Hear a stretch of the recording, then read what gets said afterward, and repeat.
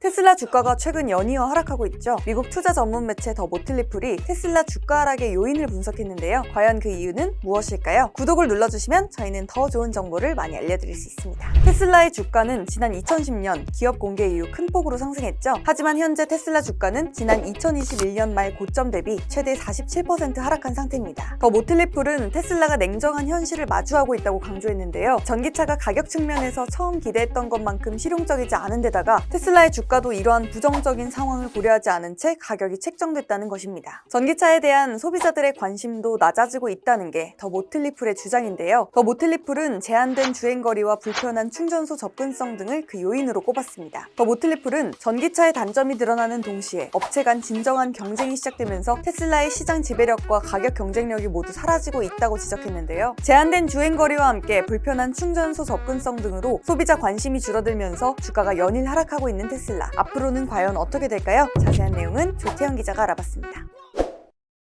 여러 차례 전해드렸던 소식이죠. 전기차 캐즘을 다시 한번 짚어보려고 합니다. 얼마 전까지만 해도 이 캐즘이라는 것을 부정하는 시선, 이런 것도 적지 않았는데요. 하지만 캐즘이라는 것은 여러 지표를 통해서 아주 명백하게 드러나는 흐름입니다. 중국 시장을 제외하고는 전기차 시장 자체가 대단히 둔화하는 그런 모습들을 보여주고 있죠. 이에 따라서 전기차 관련 기업들, 완성차 업체, 특히 전기차만 만드는 업체라든지 2차 전지 기업, 그리고 2차 전지 소재를 만드는 기업들의 실적이 굉장히 악화하는 중입니다. 특히 전기차 업체 중에서도 테슬라의 실적에 많은 관심을 받고 있는데요. 이거는 테슬라의 2분기 실적 자료입니다. 나온 지가 좀 됐으니까 내용은 대체로 다 아실 거라고 생각하고 있는데요. 2분기 실적이 상당히 부진한 그런 모습을 보여줬죠. 매출액은 1년 전보다 9% 늘었습니다. 그러니까 성장세 자체는 이어가긴 했는데요. 당기순이익이 45%나 급감했습니다. 그러니까 외형적인 성장이 있었지만 내실 측면에서는 굉장히 안 좋아졌다는 뜻입니다. 그러니까 중국을 제외한 시장에선 여전히 절대 강자 테슬라조차도 이렇게 실적이 안 좋아질 정도로 지금 전기차 시장을 둘러싼 환경이 그렇게 좋지가 않다는 뜻이에요. 헤드라인으로 나타난 수치뿐만이 아니라 전반적인 세부적인 내용들을 확인해봐도 굉장히 시장이 안 좋다는 점이 확인이 가능한 그 정도의 실적입니다. 당연히 테슬라의 주가 흐름도 좋을 리가 없어야 할 텐데요. 그래도 최근에는 반등하는 흐름 같은 것들을 보여주기도 하고 그러다가 좀 조정을 받기도 하고 상당히 부침이 있는 그런 모습들을 확인할 수가 있습니다. 펀더멘탈적으로 봤을 때는 그렇게 올라갈 만한 좋은 이슈 같은 것들은 없다고 할 수 있겠는데요. 정치적인 측면이 하나가 있을 것이고요. FSD, 그러니까 완전 자율주행에 대한 기대감도 주가에 상당 부분 반영되고 있는 것으로 보입니다.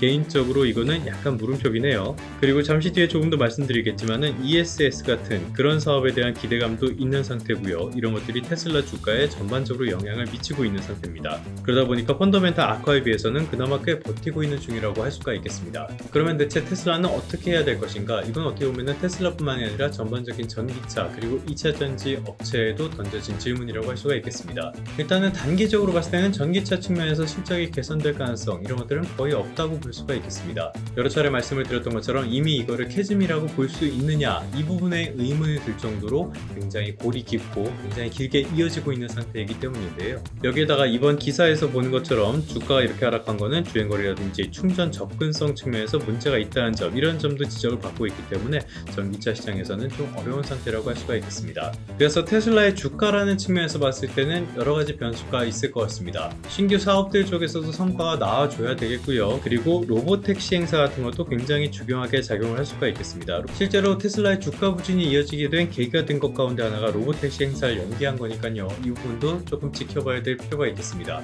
조금 더 꼽자면요. 지금까지 비용은 썼는데 뚜렷한 경영적인 성과를 보여주지 못하고 있는 AI라든지 로봇이라든지 이런 부분에서 성과도 확인할 필요가 있는데요. 이런 것들은 이런 분야의 산업 자체가 갖는 태생적인 한계라고도 볼 수가 있으니까 어떻게 보면은 변수로서 그렇게 큰 변수는 아닐 수도 있겠다라는 말씀까지 드리겠습니다. 또 하나의 주요 변수라면 앞서서 말씀드렸던 이 ESS가 아닐까 싶습니다. 에너지 저장 장치를 뜻하는데요. 그러니까 에너지를 저장했다가 필요할 때 뽑아 쓸 수 있는 그런 시스템을 말합니다. 이 개념 자체를 구현하는 데는 여러 가지 방법이 있을 겁니다. 그런데 지금 시점에서 대규모 에너지를 저장하라고 필요할 때마다 뽑아 쓸 수 있는 이거의 가장 좋은 거는 역시 2차 전지라고 할 수가 있겠습니다. 실제로 이 분야에서 상당히 주목을 받는 기업이 테슬라죠. 북미 시장에서 1위를 차지하고 있고요. 2분기에는 전분기 대비 매출액이 2배 이상 증가하는 그런 흐름도 나타났습니다. 이건 테슬라뿐만이 아니라 다른 2차 전지 관련 기업들도 비슷하게 취하는 전략이기도 합니다. 전기차 시장이 통 좋아질 기미가 없으니까요. 이렇게 다른 시장에서 어떤 활로를 찾아보는 거라고 할 수가 있겠죠. 특히 시장이 크고요. 인플레이션 감축법 이거 이후로 시장이 빠르게 성장하고 있는 북미 쪽 이쪽을 노리는 분위기가 감지가 됩니다.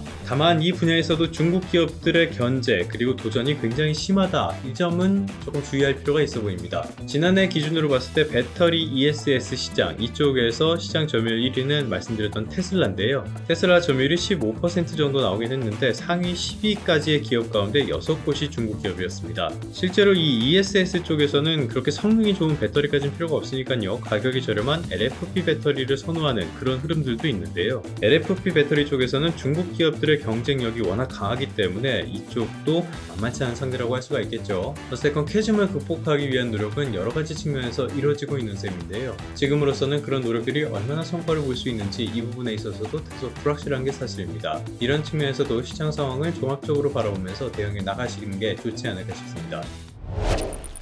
그러면 성공 투자하시고요. 다음 시간에 다시 뵙도록 하겠습니다.